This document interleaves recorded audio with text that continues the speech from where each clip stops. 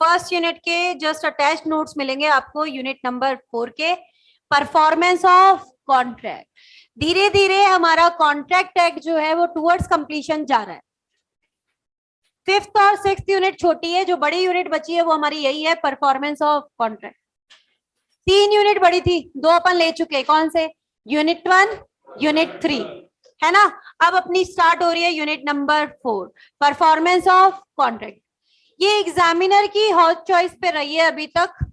इसमें कुछ selected topics है जिसपे एग्जामिनर बार बार क्वेश्चन पूछता है, तो अपन उन टॉपिक्स को बहुत अच्छे से करेंगे।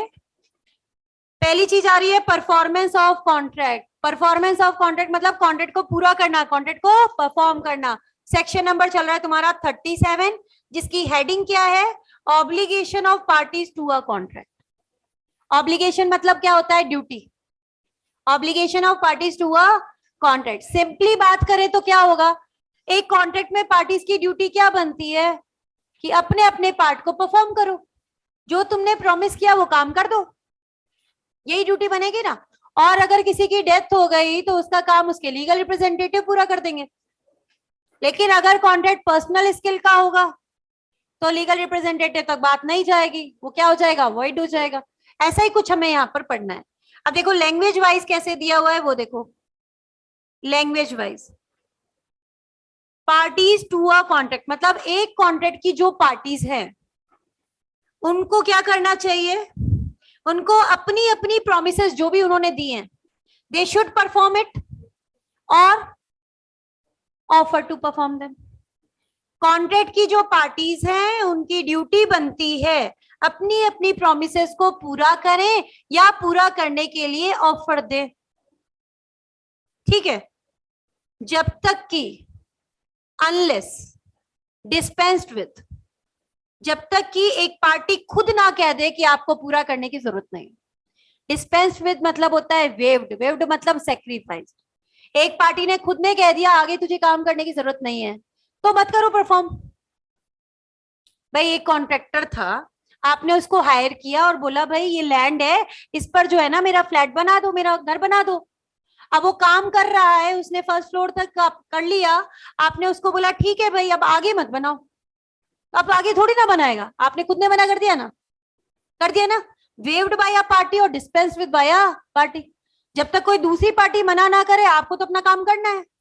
दूसरा तरीका क्या है? Excused by law by reason of impossibility और अदरवाइज।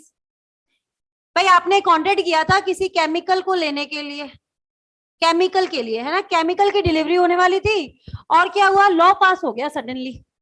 उस लॉ में लिख दिया गया कि ये केमिकल बैंड है। तो अब ये तो इम्पॉसिबल हो गया कि नहीं हो गया? अब आप इस कॉन्ट्रैक्ट को पूरा नहीं कर पाओगे क्योंकि कॉन्ट्रैक्ट ही तुम्हारा इलीगल बन रहा है। Excused by law, excuse by law, contract act और एनी अदर लॉ। या तो पार्टी माफ कर दे या लॉ ही माफ कर दे तो बात अलग है। बाकी तुम्हारी ड्यूटी क्या है? जो प्रॉमिस किया उसको पूरा करो। क्लियर कट समझ में आया क्या सेक्शन 37? और अगर किसी की डेथ हो गई तो कौन पूरा कर देगा? उसके उत्तराधिकारी। डेथ के केस में कौन पूरा करेगा? Legal representative. ऊपर देखो 2 चीजें आई थी, परफॉर्म कर दे या ऑफर टू परफॉर्म दे। इससे बन जाएंगे परफॉर्मेंस के 2 टाइप। परफॉर्म कर दे तो इसको क्या बोलते हैं? Actual performance. और ऑफर टू परफॉर्म दे तो उसी का दूसरा नाम है टेंडर ऑफ परफॉर्मेंस या attempted performance. Tender of performance या अटेम्प्टेड परफॉर्मेंस। अब देखो 2 टाइप बन गए, आ रहे हैं 2 टाइप परफॉर्मेंस, 2 तरीके की, एक्चुअल और अटेम्प्टेड। अब इसमें बात करते हैं एक्चुअल परफॉर्मेंस। मैं दुकान पे गई, दुकानदार को मैंने रुपए दे दिए, उसने मुझको सामान दे दिया, परफॉर्म हो गया ना? Actual performance. Both the parties have perform their respective promises. कई बार एक पार्टी के परफॉर्मेंस से भी डिस्चार्ज हो जाते हैं। कैसे? ए ने बी को 10 लाख रुपए उधार दिए और बोला 10 तारीख तक वापस कर देना। बी ने वापस कर दिया, डिस्चार्ज। Actual performance. हुआ कि नहीं हुआ? खामी एक ही पार्टी को करना था, उसने कर दिया, हो गया ना। मतलब जब पार्टीज को जो कॉन्ट्रैक्ट करना था उसमें काम उन्होंने पूरा कर दिया, उसे क्या बोलेंगे? Actual performance. Parties have their perform their respective promises. दूसरी तरफ आया अटेम्प्टेड परफॉर्मेंस। ये थोड़ा सा टेढ़ा, कैसे? प्रॉमिसर तो कहता है कि मैं पूरा कर दूं, बट प्रॉमिस ही उसको रोकता है, तो प्रॉमिसर अपनी लाइबिलिटी से डिस्चार्ज हो जाएगा। वो तो कह सकता है भाई मैंने तो कहा था मैं पूरा कर दूं, तूने ही मुझे रोका था। कैसे? ये समझो कि भाई एक एग्जाम्पल लेते हैं, चलो इसका, अटेम्प्टेड परफॉर्मेंस का। पी और क्यू के बीच में बेटा एक कॉन्ट्रैक्ट हुआ है ना, और इस कॉन्ट्रैक्ट में ये था कि पी जो है वो गुड्स की डिलीवरी देगा,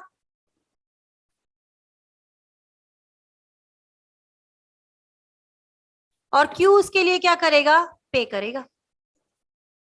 ये बात हुई थी कॉन्ट्रैक्ट में। पी प्रॉमिस कर रहा था कि मैं गुड्स की डिलीवरी तेरे को दे दूंगा अगर तू मुझे इतने रुपए दे देगा। अब हुआ कि यहाँ पर पी हो गया तुम्हारा प्रॉमिसर और क्यू हो गया प्रॉमिसी। 99% केसेस में जो पैसे दे रहा है वो प्रॉमिसी माना जाएगा इस चैप्टर में, ठीक है। जो पैसे दे रहा है वो प्रॉमिसी, और दूसरा पर्सन क्या है? वो प्रॉमिस कर रहा है मैं बदले में ये काम कर दूंगा। अब हुआ क्या, पी तो बेटा लेकर के गुड्स गया क्यू के पास अपॉइंटेड प्लेस पर, उसी क्वांटिटी में उसी क्वालिटी के गुड्स लेके गया जैसा कि कॉन्ट्रैक्ट में बात हुई थी। पी की तरफ से कोई दिक्कत नहीं थी, लेकिन क्यू ने इन गुड्स को लेने से मना कर दिया। अब हुआ क्या, जो कैरियर वाला था बेटा वो गुड्स को वापस लेके आ गया किसके पास? पी के पास। लाएगा ही वो तो, ठीक है। अब यहां पर देखो पी अपनी ऑब्लिगेशन से डिस्चार्ज हो जाएगा। पी क्या कह सकता है? मैंने तो कहा था कि मैं कॉन्ट्रैक्ट को परफॉर्म कर दूं, तुमने ही मुझे रोका था। पी के लिए कॉन्ट्रैक्ट परफॉर्म्ड मान लिया जाएगा, इसको बोला जाएगा attempted performance, tender of performance. समझ आई बात कि नहीं आई बताओ? प्रॉमिसर कहता है कि मैं काम को पूरा कर दूं, बट प्रॉमिसर उसको एक्सेप्ट नहीं करता, तो प्रॉमिसर अपनी लाइबिलिटी से डिस्चार्ज हो जाएगा। वो क्या कह सकता है? मैंने तो कहा था पूरा कर दूं, तुमने ही मुझे रोका था। और अगर इस प्रॉमिसर को कुछ नुकसान हुआ है, he can sue for damages also, can sue for damages also। कैसे भाई? पी कह सकता है कि भाई मेरे तो कैरियर के खर्चे लग गए, मैंने तो गुड्स भेजे थे तुम्हारे पास, तुमने गुड्स को एक्सेप्ट नहीं किया, अब ये कैरियर वाला वापस आ गया, तो अब ये मुझसे खर्चे मांगेगा कि नहीं मांगेगा? मांगेगा, इसकी कोई गलती थोड़ी ना है। क्या दो मुझे? डैमेजेस। तो ये अपने डैमेजेस के लिए केस भी कर सकता है, और ये अपनी ऑब्लिगेशन से डिस्चार्ज भी हो जाएगा। इसी को क्या बोला जाता है? अटेम्प्टेड परफॉर्मेंस या फिर टेंडर ऑफ परफॉर्मेंस। समझ आई बात की नहीं आई बताओ एक बार? प्रॉमिस ही चालाक बंदा होता है बेटा, पैसे तब तक नहीं देगा जब तक हाथ में गुड्स नहीं आएंगे। यहाँ प्रॉमिसर ही है वर्ड, यहाँ पर प्रॉमिसर वर्ड ही है। यस। अच्छा आप देखो, फटाफट रिवाइज करते हैं। देखो, parties to a contract must perform their respective promises, must perform or offer to perform their respective promises unless it is dispensed with। dispensed with मतलब sacrificed by a party or excused by law by reason of impossibility or otherwise। Death के case में contract को पूरा करेंगे legal representative. दो तरीके का performance, actual और अटेम्प्टेड। एक्चुअल परफॉर्मेंस क्या कहता है? Parties to a contract have perform their respective promises. Attempted performance में प्रॉमिसर कहता है पूरा कर दूं, बट प्रॉमिस उसको रोकता है। Promiser discharge from his obligation, इसी को बोलते हैं अटेम्प्टेड परफॉर्मेंस। आगे डिटेल में अटेम्प्टेड परफॉर्मेंस आएगा। यहां तक समझ में आया क्या ये बताओ? तब एक बार आईसीआई ले रहे हैं बेटा, यूनिट 4 डाउनलोड करेंगे आईसीआई की। हाँ एक सेकेंड बेटा रुको, मैं करती हूँ, लेती हूँ आपके डाउट।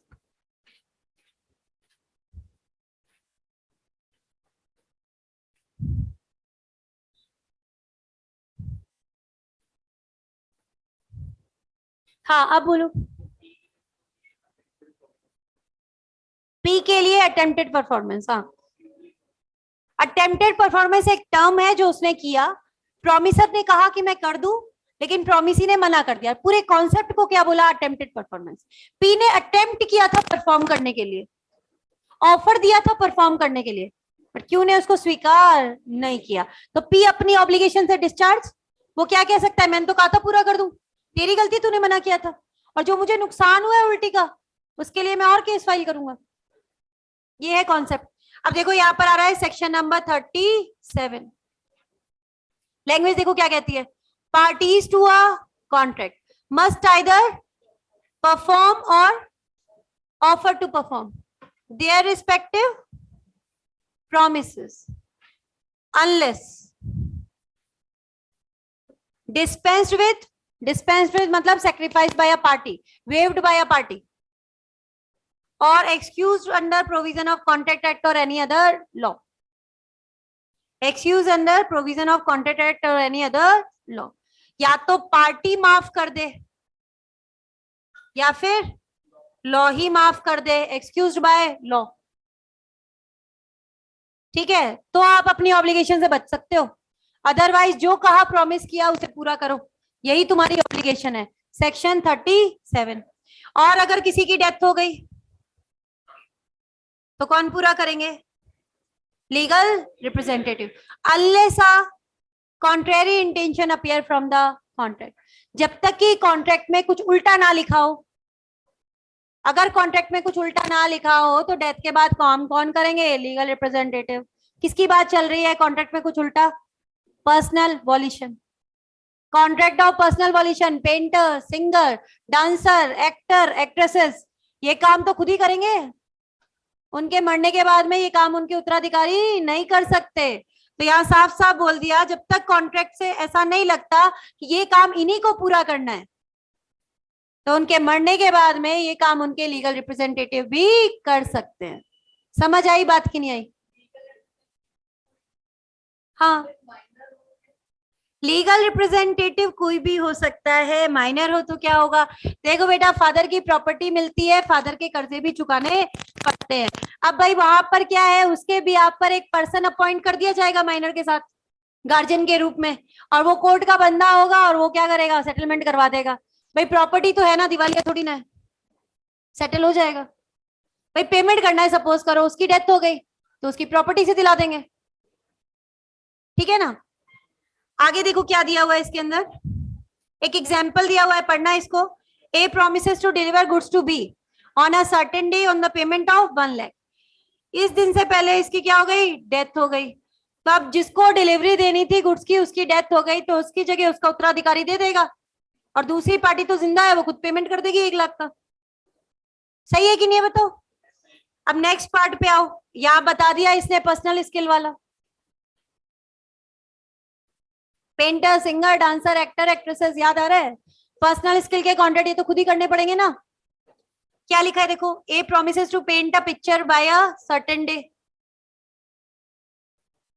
ठीक है, अब इसकी हो गई डेथ, ये तो पर्सनल स्किल का कॉन्ट्रैक्ट है ना, तो it can not B enforced, can not B enforced. Question कैसे आता है वो एक बार बताती हूँ आपको, अपने एग्जाम में आया हुआ नहीं है अभी तक, लेकिन आईसीआई ने पहले एक क्वेश्चन डाल रखा था, आईसीआई के पीछे, बुक के पीछे डालता है ना डिस्क्रिप्टिव क्वेश्चन, फिर बाद में हटा दिया।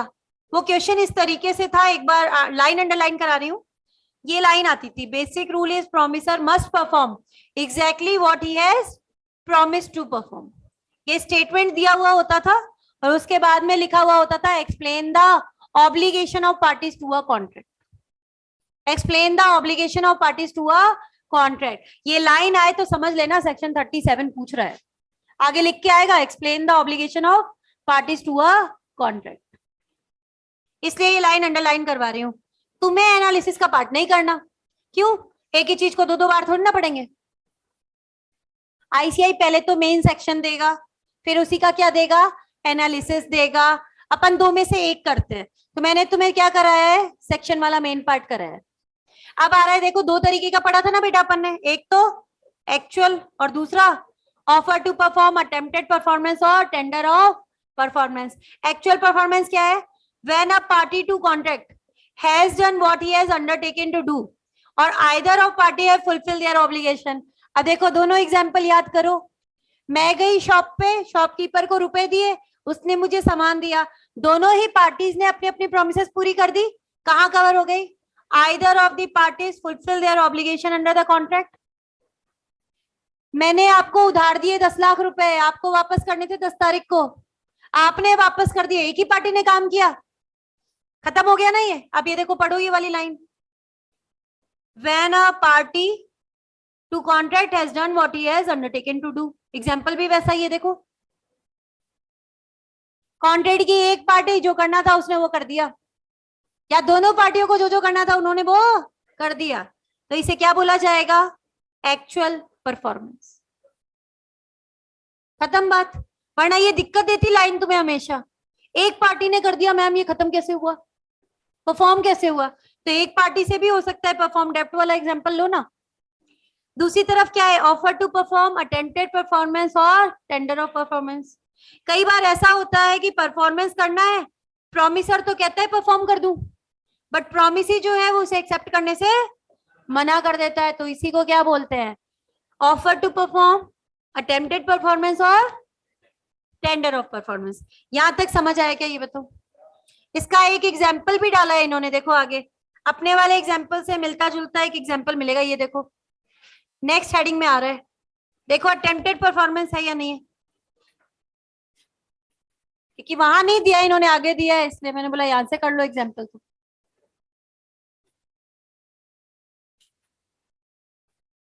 वो तो बेचारा गुड्स लेके गया, उसी क्वालिटी के लेके गया, उसी क्वांटिटी के लेके गया, प्रॉपर प्लेस पे लेके गया, उसकी तो कोई गलती नहीं है, पर दूसरी पार्टी गुड्स को एक्सेप्ट नहीं कर रही, तो क्या हुआ? प्रॉमिसर अपनी लाइबिलिटी से डिस्चार्ज। ठीक है, अब लाइबिलिटी से डिस्चार्ज हो जाएगा, ये पॉइंट पड़ा था ना। अब यही आईसीआई ने यहाँ पर दे रखा है, तो जब ये चल रहा है तो इसी को कवर कर लेते हैं पहले।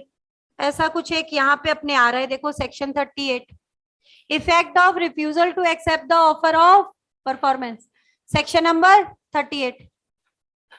भाई प्रॉमिसर ने कहा कि मैं परफॉर्म कर दूं, अभी पढ़ के आए ना अटेम्प्टेड परफॉर्मेंस, वही चीज है, ऑफर ऑफ परफॉर्मेंस वही तो होता है। प्रॉमिसर ने कहा कि मैं पूरा कर दूं, बट प्रॉमिसी ने क्या किया? मना कर दिया। ठीक है, तो प्रॉमिसर अपनी लाइबिलिटी से डिस्चार्ज हो जाएगा, याद करो, he will not be responsible for non performance. अब वो उससे नहीं कह सकता कभी भी, क्यों नहीं कह सकता पी से कि भाई तूने एक गुड्स क्यों नहीं दिए, वो तो कहेगा मैंने तो कहा था ना पूरा कर दूं, तूने ही मना किया था। Promisor will be discharge from his obligation और nor he will lose any of his rights, वो अपने अधिकारों को नहीं खोएगा, मतलब अगर कोई नुकसान हुआ है तो डैमेजेस के लिए केस फाइल कर लेगा। Promisor can sue for damages, कह सकता है मेरा तो कैरियर वाले का खर्चा लग गया, वो तो मुझसे इतना पेमेंट ले गया, तुमने तो गुड्स वापस कर दिए, तो he can claim the damages. समझ आई बात की नहीं आई? ये है तुम्हारा सेक्शन नंबर 38। सेक्शन 37 का ही एक्सटेंशन है। ऑफर टू परफॉर्म पढ़ा था, प्रॉमिसर कहता है मैं परफॉर्म कर दूं, प्रॉमिसी उसको रोकता है, तो हमने कहा था प्रॉमिसर के लिए कॉन्ट्रैक्ट परफॉर्म मान लिया जाएगा, इसको क्या बोला था? अटेम्प्टेड परफॉर्मेंस या टेंडर ऑफ परफॉर्मेंस, उसी का एक्सटेंशन है ये। क्या कह रहा है? ऑफर ऑफ परफॉर्मेंस का क्या इफेक्ट पड़ेगा, क्या प्रभाव पड़ेगा? तो इसके दो इफेक्ट है बेटा। पहला इफेक्ट क्या है? प्रॉमिसर अपनी लाइबिलिटी से डिस्चार्ज, अब उसे काम पूरा करने की जरूरत नहीं है, he will not lose any of his rights, कोई नुकसान हुआ तो डैमेजेस के लिए केस कर सकते हैं। ये दो इफेक्ट है। समझ आई बात की नहीं आई बताओ? अब दोबारा आ जाओ एक बार बेटा आईसीआई पे, सेक्शन नंबर 38 सॉरी, ये देखो 38 में लैंग्वेज कवर हो रही है, पढ़ो इसे। अब प्रॉमिसर ने ऑफर ऑफ परफॉर्मेंस दिया प्रॉमिसी को, and the offer has not been accepted, promisee ने गुड्स को लेने से मना कर दिया। Promisor is not responsible for non performance, पहला इफेक्ट, वो अपनी लाइबिलिटी से डिस्चार्ज हो जाएगा, he can not be held liable for non performance, उसे कभी भी इस चीज के लिए दोषी नहीं पाया जाएगा कि भाई तुमने पूरा नहीं किया। दूसरा, he will not lose any of his rights under the contract, अगर उसे कोई नुकसान हुआ he can sue for damages। लेकिन ये फायदा उसे सिर्फ तब मिलेगा जब उसकी खुद की कोई गलती ना हो। अटेम्प्टेड परफॉर्मेंस का फायदा कब मिलता है? जब तुम्हारी खुद की कोई गलती ना हो। अपने एग्जाम्पल में पी की कोई गलती नहीं होनी चाहिए, पी उसी क्वालिटी के गुड्स लेके जाएगा क्योंकि पास जैसा कि कॉन्ट्रैक्ट में लिखा था, उसी क्वांटिटी में लेके जाएगा जैसा कि कॉन्ट्रैक्ट में लिखा था, ठीक है ना, उसी प्लेस पे लेके जाएगा जहां पर कॉन्ट्रैक्ट में बात हुई थी। पेमेंट कैश में करना था तो कैश में हो रहा है, जिस जगह बोला उस जगह कर रहे हैं। मतलब खुद देखा जाए तो पी की कोई गलती नहीं होनी चाहिए, तभी आपको ये मिलेगा फायदा इसका। तो क्या दिए हुए हैं, एवरी सच ऑफर शैल फुलफिल फॉलोइंग कंडीशन। पहला पॉइंट तो ये बोला है ऑफर टू परफॉर्म अनकंडीशनल होना चाहिए, अपनी तरफ से प्रॉमिसर कोई शर्त नहीं लगाएगा। जैसी कॉन्ट्रैक्ट में बात हुई है ना वैसे ही परफॉर्म करो, अपनी तरफ से कोई शर्त नहीं लगाएगा, जैसा कॉन्ट्रैक्ट में बात हुई है वैसे ही आपको परफॉर्म करना पड़ेगा। अब दूसरा वाला पॉइंट क्या कहता है, offer of performance proper time पर और प्लेस पे दिया जाना चाहिए, प्रॉपर प्लेस और टाइम। अब इसके आगे की लैंग्वेज इजी कराऊं, और प्रॉपर टाइम एंड प्लेस तक तो याद कर लेना, इसके आगे लिखो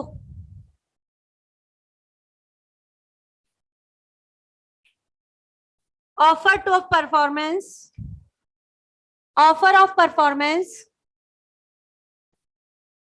offer of performance should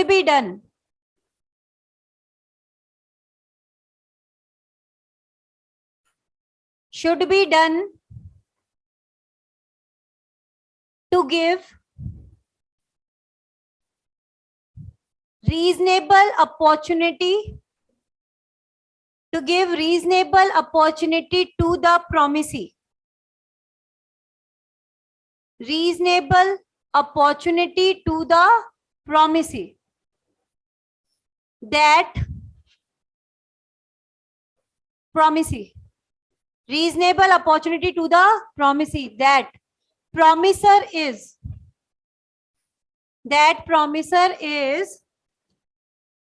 ready and willing, promiser is ready and willing to perform his promise, ready and willing to perform his promise।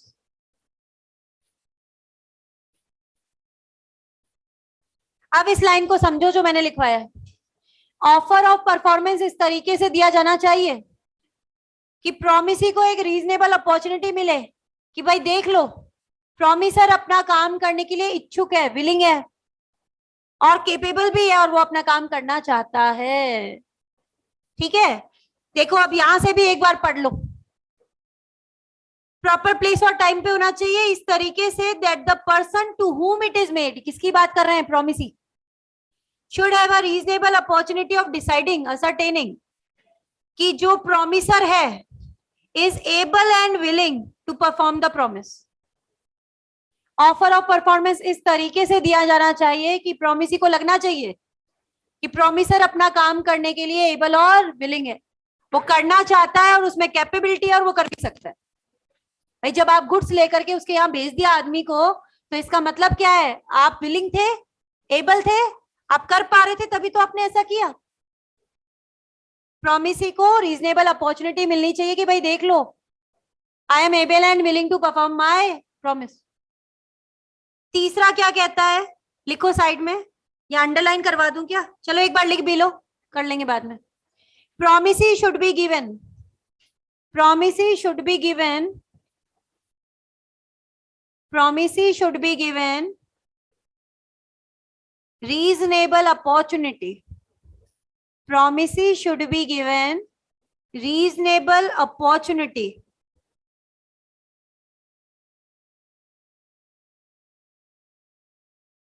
of examining the goods,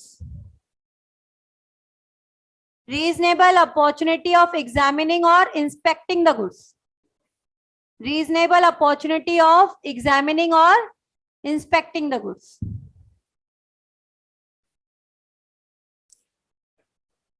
inspecting the goods यहीं तक है, रीजनेबल अपॉर्चुनिटी ऑफ एग्जामिनिंग और inspecting the goods.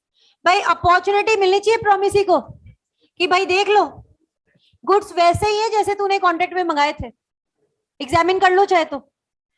Reasonable opportunity of examining the goods, inspecting the goods कि भाई देख लो चीज तुम्हें जो डिलीवर की है वो वैसी ही है जैसे कि कॉन्ट्रैक्ट में डिलीवर करनी थी, मैंने अपनी तरफ से कुछ भी नया नहीं किया है। समझ आई बात कि नहीं आई बताओ। अब तीनों पॉइंट दोबारा देखो। ऑफर टू परफॉर्म कैसा होना चाहिए? अनकंडीशनल। प्रॉपर प्लेस और टाइम पे होना चाहिए। इस तरीके से होना चाहिए कि प्रॉमिसी को लगना चाहिए रीजनेबल अपॉर्चुनिटी, कि प्रॉमिसर अपना काम करने के लिए एबल और विलिंग है। और तीसरा पॉइंट कहता है इस तरीके से करो कि प्रॉमिसी को रीजनेबल अपॉर्चुनिटी मिल जाए कि भाई देख लो गुड्स वैसे ही है जैसे तूने मंगवाए थे, एग्जामिनिंग द गुड्स। समझ आई बात? तो ये दो इफेक्ट मिलेंगे। दो इफेक्ट क्या कहते हैं? अब प्रॉमिसर अपनी लाइबिलिटी से discharge, he cannot be held liable for non performance। उसे कोई नुकसान हुआ, can sue for damages, that is he will not lose any of his rights। समझ आई चीज की नहीं आई? बताओ मुझे। दो सेक्शन कवर कराए मैंने अभी भी तुम्हें, कौन से? 37 और 38। फटाफट रिवाइज कराऊं। देखो सेक्शन नंबर 37 कहता है obligation of parties to a contract. क्या कहता है?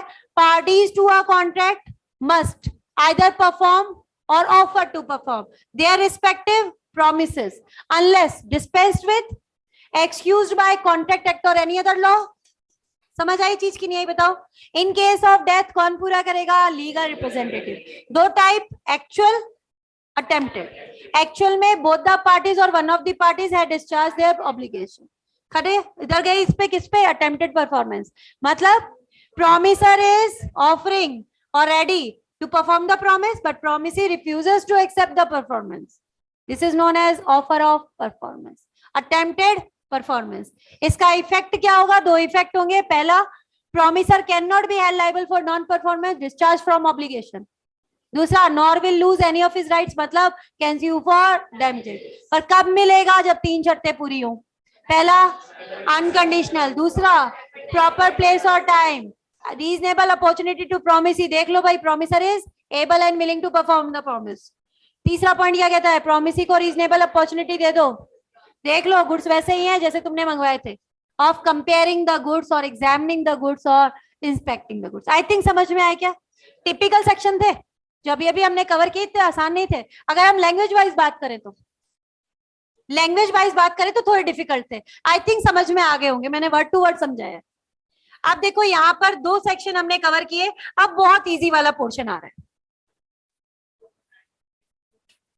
प्रॉपर टाइम और प्लेस से फर्क पड़ता है। जैसे मान लो प्रॉमिसी ने कहा था कि गुड्स की डिलीवरी देनी बेटा विद्याधर नगर में, आप लेके चले गए राजा पार्क, मना ही करेगा ना।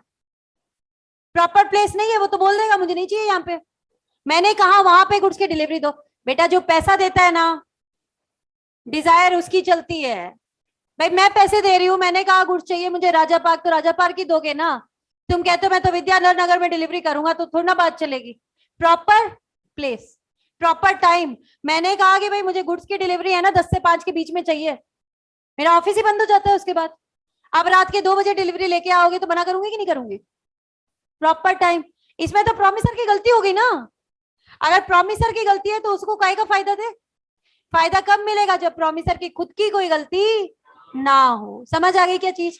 अच्छा देखो यहाँ पर एक बहुत इजी सा कॉन्सेप्ट आ रहा है, who can perform the contract, by whom a contract may be perform. कौन कॉन्ट्रैक्ट को परफॉर्म करेगा? सीधी सी बात है। अच्छा आप ही बता दोगे मुझे, अगर कॉन्ट्रैक्ट पर्सनल स्किल का है, अब बोलो बेटा कौन पूरा करेगा? Promiser himself. ठीक है, personal skill, personal diligence, personal violation, इनका कोई कॉन्ट्रैक्ट है। जैसे painter, singer, dancer, actor, actresses, ये काम तो प्रॉमिसर को खुद को ही करने हैं। अगर उनकी डेथ हो गई तो ये कॉन्ट्रैक्ट बन जाएंगे void. They can not be transferred to their legal representative. सही बोला कि नहीं बोला? तो यही दिया हुआ है, प्रॉमिसर खुद करेगा, पर्सनल स्किल डिलीजेंस का है तो, और डेथ पे क्या बन जाएंगे? वॉइड। समझ में आ गई चीज? अब बोलो कि अगर बेटा कॉन्ट्रैक्ट पर्सनल वॉल्यूशन का नहीं है तो जो काम तुम कर सकते हो तुम्हारा एजेंट भी कर सकता है। ठीक है, तो बाय रिप्रेजेंटेटिव करा लो, एजेंट बाय रिप्रेजेंटेटिव। देखो अगर कॉन्ट्रैक्ट तुम्हारा पर्सनल स्किल का नहीं है, जनरल कॉन्ट्रैक्ट है बच्चा, अब क्या करें? डेथ के बाद में एलआर पूरा कर सकता है ना लीगल रिप्रेजेंटेटिव। देख लो अब, legal representative after death of promiser कौन करेगा? लीगल रिप्रेजेंटेटिव पूरा करेगा। लेकिन अगर पर्सनल स्किल का है तो क्या बन जाएगा बेटा? वॉइड। यही चीज यहां दी हुई है। देखो पर्सनल स्किल का होता तो वॉइड हो जाता, वो एलआर को ट्रांसफर ही नहीं होता। ठीक है, अब इधर आ जाओ। ये दो पॉइंट यहाँ पे बच्चे कौन से? थर्ड पार्टी और ज्वाइंट प्रॉमिसर, ये दोनों ही बहुत इंपॉर्टेंट है। दोनों पे क्वेश्चन आते हैं। आज मैंने तुम्हें जो टॉपिक करा रही हूं, इतना इजी वाला टॉपिक नहीं था ये, तुम क्लियरली कर रहे हो यहाँ पर, वो बात अलग है कि it is one of the typical topics. दो अपन ने कर लिए, 37 कर लिया और 30 वर्ड कर लिया। थोड़ा सा क्या होता है, लैंग्वेज टिपिकल होती है किसी किसी सेक्शन की, और उस लैंग्वेज के नंबर भी होते हैं, और वो लैंग्वेज याद भी करानी होती है। तो यहाँ पर देखो एक ऐसा ही सेक्शन आ रहा है, section number 41, effect of accepting the performance from third person. अभी छोड़ के आए ऊपर देखो, एक तो थर्ड पार्टी और एक जॉइंट प्रॉमिसर। अब थर्ड पार्टी लेने जा रहे हैं, section number 41, effect of accepting the performance from third person, section 41। सिर्फ एक बार पहले तो रीडिंग ही लगाएंगे, समझ में कुछ नहीं आएगा, सिर्फ रीडिंग लगाएंगे। क्या लिखा है देखो, क्योंकि एग्जाम्पल पढ़ाना है, रिलेट कैसे करोगे अगर पढ़ाई नहीं तो। क्या लिखा है, when promisee accepts the performance from third person then he can not enforce it against the promisor, that is promisor discharge from his obligation. Although promisor ने ना तो उसे ऑथराइज किया था, ना ही थर्ड पार्टी के काम को रेटिफाई या अप्रूव किया था। कुछ समझ में नहीं आया, आई एग्री नहीं आएगा, एक बार क्या करो, एग्जाम्पल लो। एग्जाम्पल कहां से लेना है, आईसीआई से। एक एग्जाम्पल ले रहे हैं, performance of promise by third person. एक एग्जाम्पल नंबर 11 पढ़ेंगे तो इसकी लैंग्वेज भी हमें याद हो जाएगी। कई बार क्या होता है ना, कठिन सेक्शन होता है तो मैं उसे कैसे याद कराती हूँ, एग्जाम्पल से। तो एग्जाम्पल से रिलेट कर लेते हैं, याद हो जाता है। नहीं नहीं बेटा, वो अलग चीज थी, वहां पर अपन बोल रहे थे कंसीडरेशन के बारे में। Consideration can not be given by third party, यहाँ परफॉर्मेंस की बात चल रही है, कॉन्ट्रैक्ट को परफॉर्म कर रही है थर्ड पार्टी, बिल्कुल डिफरेंट कॉन्सेप्ट है। अब तुम एक एग्जाम्पल पढ़ो और तुम्हें क्या लॉजिकल लगता है क्या, एग्जाम्पल देखो एक बार। A receive certain goods from B, A ने कुछ गुड्स रिसीव किए बी से और प्रॉमिस करता है कि कितने रुपए देगा बेटा, 1 लाख। प्रॉमिसर कौन हुआ, ए। लिखो ए कौन है हमारा, प्रॉमिसर। बिलीव मी तुम्हें लैंग्वेज याद हो जाएगी जो डिफिकल्ट लग रही थी। एक बार देखो, बस मार्क करो एग्जाम्पल में। ए कौन है, प्रॉमिसर। किसको प्रॉमिस कर रहा है, बी को कर रहा है ना, तो बी प्रॉमिस ही हुआ कि नहीं हुआ, हो गया ना, लिखो इसे प्रॉमिस।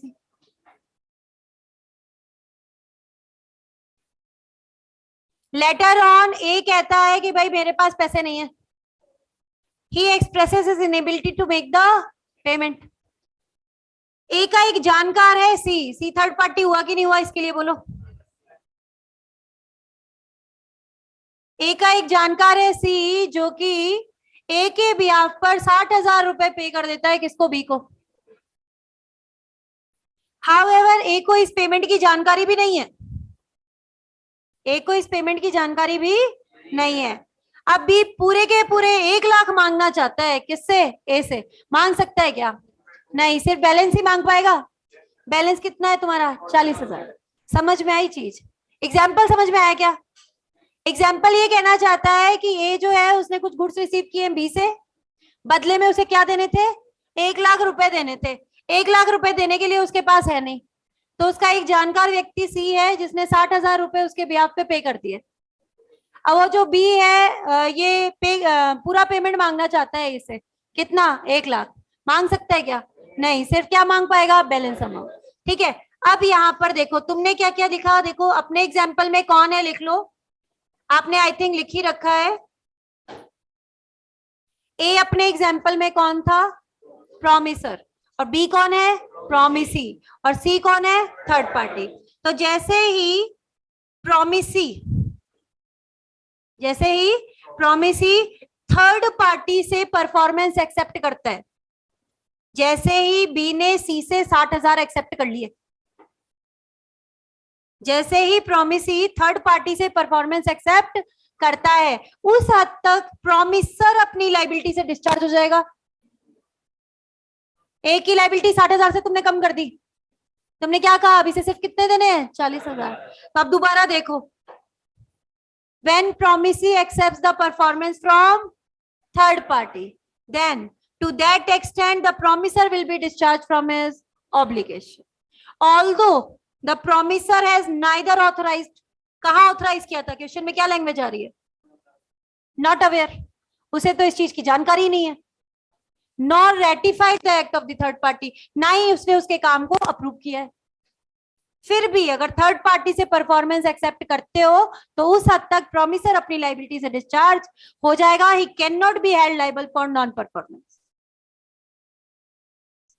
लैंग्वेज पढ़ो। अब क्या लैंग्वेज दी हुई है वो देखो। When promisee accepts the performance from a third person, promisee कौन? बी। बी ने किससे एक्सेप्ट कर लिया? सी से। Afterwards can not enforce it against the promisor. अब वो इस अमाउंट के लिए ए पर केस फाइल नहीं कर पाएगा। कितने हद तक? 60,000 तक। That is the performance by a stranger accepted by promisee produces the result of discharge of promisor. Third party से परफॉर्मेंस एक्सेप्ट करोगे तो उस हद तक प्रोमिसर अपनी लाइबिलिटी से डिस्चार्ज हो जाएगा। ऑल्दो द लेटर मतलब कौन है यहाँ पर? Promisor. Although the promisor has neither authorised nor ratified the act of the third party. Neither authorised nor ratified the act of the third party. अब बोलोगे मैम इसको पता ही नहीं, इसके भी आप पे कोई पेमेंट कर रहा है, ऐसा कैसे हो सकता है? अब सुनो, एक केस बनाते हैं। ऐसा कैसे हो सकता है वो केस सुनो। ए और बी के बीच में कॉन्ट्रैक्ट। ए को पेमेंट करना है कितना बेटा? 1 लाख का। पैसे है नहीं उसके पास। अब वो अपने फ्रेंड के पास गया, फ्रेंड का नाम सपोज करो सी, एग्जाम्पल से रिलेट हो इसलिए। सी के पास गया, उसने बोला कि यार ऐसी ऐसी बात है, एक कॉन्ट्रैक्ट है जिसमें 1 लाख का पेमेंट करना है बट पैसे है नहीं, लिक्विडिटी नहीं है, तो क्या करे, सोच रहा हूँ, थोड़ा सा मुसीबत में हूं। उस समय तो सी ने कुछ नहीं बोला, लेकिन उसे पता चल गया कि उसका दोस्त मुसीबत में है। उसको ये पता चल गया कि अगर कल को कॉन्ट्रैक्ट ब्रीच हो गया तो बंदा केस करेगा और इसे केस लॉ यानी कि लिटिगेशन का सामना करना पड़ेगा। अब उसे लिटिगेशन से बचाने के लिए इसने ए को बताए बिना एक बार पेमेंट कर दिया। कितने का? 60,000 का। कि भाई कुछ पेमेंट मिल जाएगा तो वो शांति से बैठ जाएगा कुछ दिन, है ना? ऐसा केस है यहाँ पर। अब बी को तो पैसे मिल गए ना 60,000। 60,000 के लिए ए पे केस नहीं कर सकता, सिर्फ 40,000 के लिए कर सकता है। समझ आई बात की नहीं आई? देखो लैंग्वेज दोबारा देखो। When promisee has accepted the performance from third person, then to that extent promiser will be discharged from his obligation, although he has neither authorized nor ratified the act of the third party. अब ma'am इतना क्यों रटा रहे हो आप इस language को? वो भी सुन लो। 4 नंबर का क्वेश्चन आता है और 3 नंबर लैंग्वेज के हैं। ये जो लाइनें लिख के आओगे ना 2-3, इसके 3 नंबर है, इसलिए याद करवा रही हूँ। अगर आप डिट्टो लिख के आते हो ना तो मेरी गारंटी है पूरे नंबर मिलेंगे।